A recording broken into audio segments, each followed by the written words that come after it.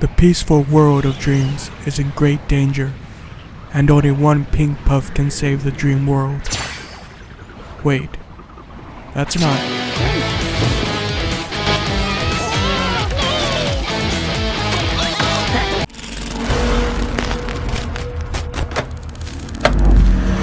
Good evening, everyone.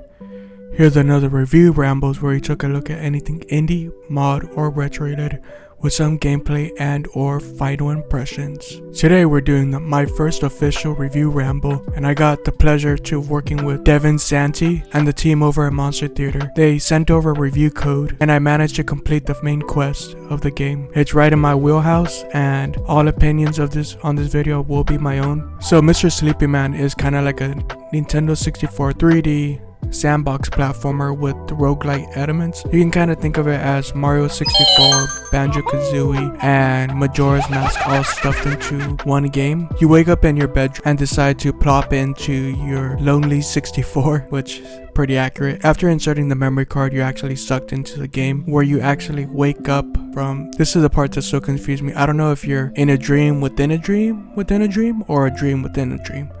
But anywho, you get pulled into the TV world, and you kind of wake up from like a hazy nap, and that's where you're introduced to one of your main companions slash guides, but he's very hands off. Well, he kind of instructs you just to go back to sleep, but you're there to cause mayhem, and since it's a dream world, almost anything is possible. You're kind of warned by Tiffy after you break the TV inside the TV world that the next town over is very dangerous and to tread with caution, but you kind of just ignore him. So once you smash a rock into the TV, you're able to actually like physically walk in, and that leads you to the main first world, Bedtime Town. And earlier I compared this game to Mario 64, more so like the movements. You're able to run, slide, side jump. Very shortly after, you get your first pillow and your comfort blankie, which you're able to use as a glide, similar to like Breath of the Wild or Tears of the Kingdom.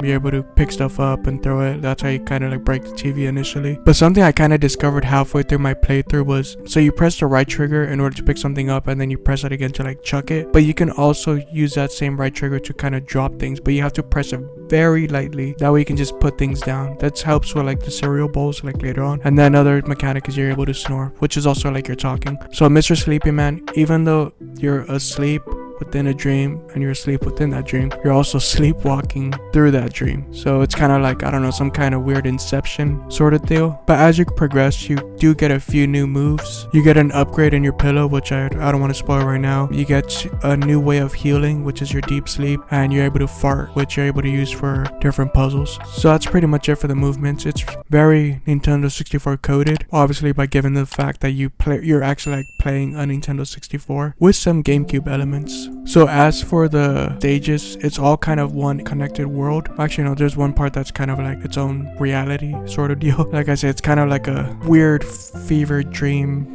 sort of deal, but in the main town is Bedtime Town. That's where you're pretty much going around and causing havoc. You make your way into different areas. The outskirts of Bedtime Town is like the spooky Duke Woods. Even then, you got like an adjacent area, Tony's Pizzeria. You can also go back to Bedtime Town and explore the sewer system a bit. There are one-off stages. This kind of reminded me of like Mario Sunshine.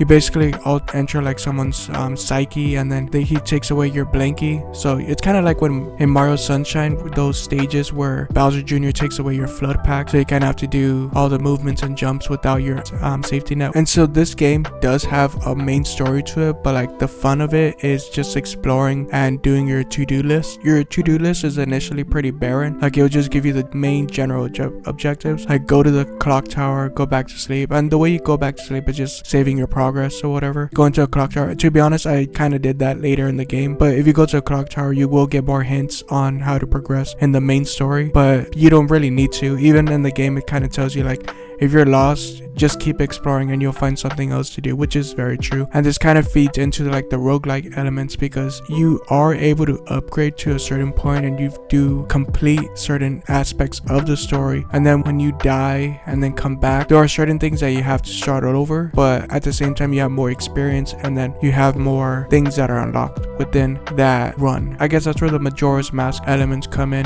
the 3-day reset. But to be honest, I never played Majora's Mask, so but I do know about the 3-day reset. For some people it's like the most amazing part of the Zelda game, but for others it's like the most dreadful part. So that to-do list, it can range from anything, like say for example stealing a grandmother's car, breaking into a cash register, stealing some donuts, locating the 3 bears' lost son. Most of the time what I notice is your to-do list, like after you complete the objective without knowing, it populates and then crosses itself off, except for obviously like the main objectives like I mentioned. And then those secondary optional to-do lists is one of the things that resets when you die and then come back. You are able to save and then go back to your progress, but you stack on your experience and movements, and unlocking new items gives you access or makes things more accessible than they were before. Like for example, when you unlock your guitar, you're able to use different songs in order to progress, even on the side missions. So there's like this one side mission where you have to run really fast across the lot and get into some open doors. Normally that would be kind of impossible because he's not able to run that fast, even though if you use that roll/dive combo or whatever speedrunners use. But with the guitar, there's a song that slows down time, and you can use that in order to make the mission more doable. So yeah, you're basically just going down the list and wreaking havoc,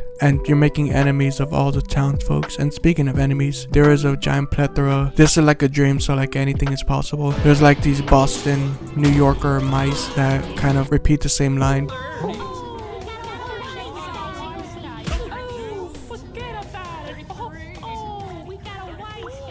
But it's funny every time, to be honest. There's like these elvish kids that they're kind of little punks where they just start smacking rounds, but you can like smack them back and then knock them out. When I sleep, there's ghouls and ghosts. There's munches. They're like these rabbits with sharp teeth that are really addicted to cereal. The cast of characters is very dreamlike. And like I mentioned, so this is where the Banjo-Kazooie aspects come in, whereas the collectibles. So in Banjo-Kazooie, you have your jiggies, you have your feathers, you have your eggs, you have your golden feathers, and then you have your musical notes. And here it's kind of the same, where there's multiple different types of collectibles that all have a purpose. So one of your main collectibles is something shiny. Literally, like that's what it's called, something shiny.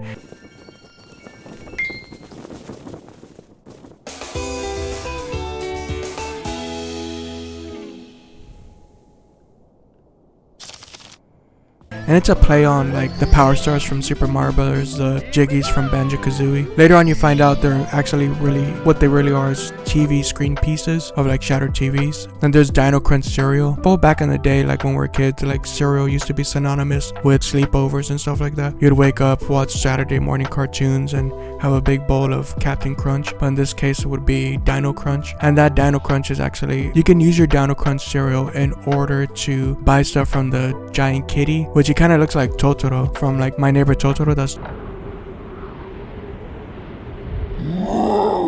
Studio Ghibli. He looks like that, except purple. But anywho, you can buy different outfits for Mr. Sleepy Man, or you can buy hints in order to... Have you ever had those moments where like you find everything except for that one objective that for some reason you can't figure out? Well, that's where Mr. Kitty comes in, and he can, in exchange for cereal, he can give you a hint. I haven't used him yet because I preferred to explore myself. Even the guide that the creator gave me, I didn't really touch it till like towards the end because I was really enjoying myself, so I kind of didn't want to spoil it for myself. So that's why I'm kind of being a little vague right here. Anyway, I'm rambling. And then the last collectible are Cloud, which you use to increase your maximum health. And the way health works right here is each cloud on the top right, that circle around that you see on your top right meter, counts as a hit. So whatever, like each time you get hit, you lose a cloud, but you still don't die until the red circle is filled, which is like nightmare fuel. So you have that filled and you don't have any clouds, that's when you die. It's kind of, like I mentioned, it's all dreamlike, but you'll see what I mean once you start playing. And the final collectible are pillows. You need the first one in order to be able to sleep, in order to save your game. And then from there, after you collect the rest of the pillows, you unlock your golden pillow, which does double the damage when you're smacking around your enemies in a pillow fight. I highly recommend this game. I wanted to do a giveaway as a thank you to the developer, and also to put my money where my mouth is in saying that I have had hours of fun with this game. This game will be coming out on Steam and Switch. So the way I will pick out those 2 winners is by pulling 2 random standalone comments down below. As for what to comment your favorite breakfast cereal that you would have as a kid during Saturday morning cartoons. Once this video hits 20 comments, that's when I'll pull the 2 comments and then try to communicate with you guys through a DM through my Instagram page. That's where I'm more active, to be honest. So yeah, just let me know what your favorite breakfast cereal was as a kid when you would watch either Kids WB, Cartoon Network, Nickelodeon, Disney Channel. So spoilers for the main story in 3, 2, 1.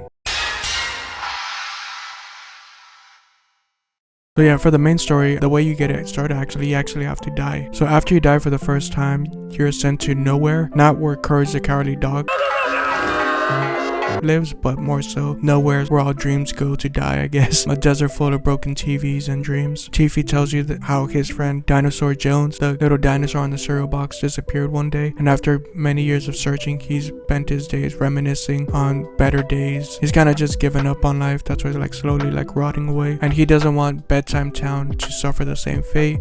In order to put Bedtime Town to ease, you have to put them to sleep with the song that he and Dinosaur Jones created. Also, this game has an amazing original soundtrack that explains what happened between Tiffy and Dinosaur Jones. Well, at least from Tiffy's perspective. It's an alternate rock song. It's very reminiscent of the early 2000s, late 90s Blink-182 songs, or even the Jimmy Eat World songs. That's also very interactive. Like, it has a crap ton of minigames compressed into kind of like a credit slider, as in like the Smash Brothers sort of deal, like I was mentioning. But for both the beginning of the main story, once you activate it, and then like the ending credits. It's like I mentioned, he's put a lot of detail even to the music itself. It's very catchy, and like it's something you can listen to like on Spotify, or in my case YouTube Music.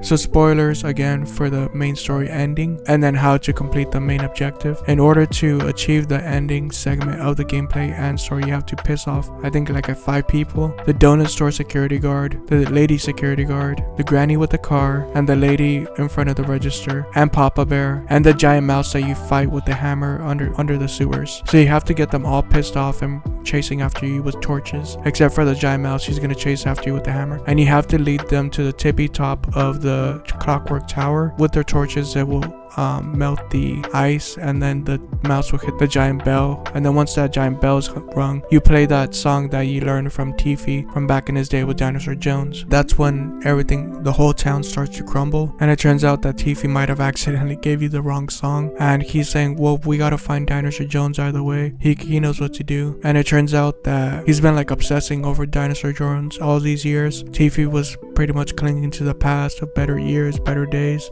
and was never able to move past that. I guess that's something we can all kind of relate to. And from his perspective, and at least what the way it went down, is Dinosaur Jones just up and left. And I guess another aspect of being obsessed over is like he never got that closure. But just like in the game or in life, that's pretty much how it goes most of the time. You just gotta move on. And then as you'll fight Tiffy, and then you eventually do find Dinosaur Jones like bugging him, and then you can see Dinosaur Jones is like visibly scared of him, and he ends up like running away again. And then he drops his headset, Dinosaur Jones does, and then you learn a new song, and that's what you're able to use to calm down Tiffy. And you kind of have like a ending cutscene where like he starts to be able to move on, saying stuff like learning to live on without the thing that used to make you happy. That's just something we all gotta live on with. That leaves us, well, what is that saying? When one door closes, another one opens. You can always discover something new to, well, in his case, kind of like obsess over, but that's not healthy either.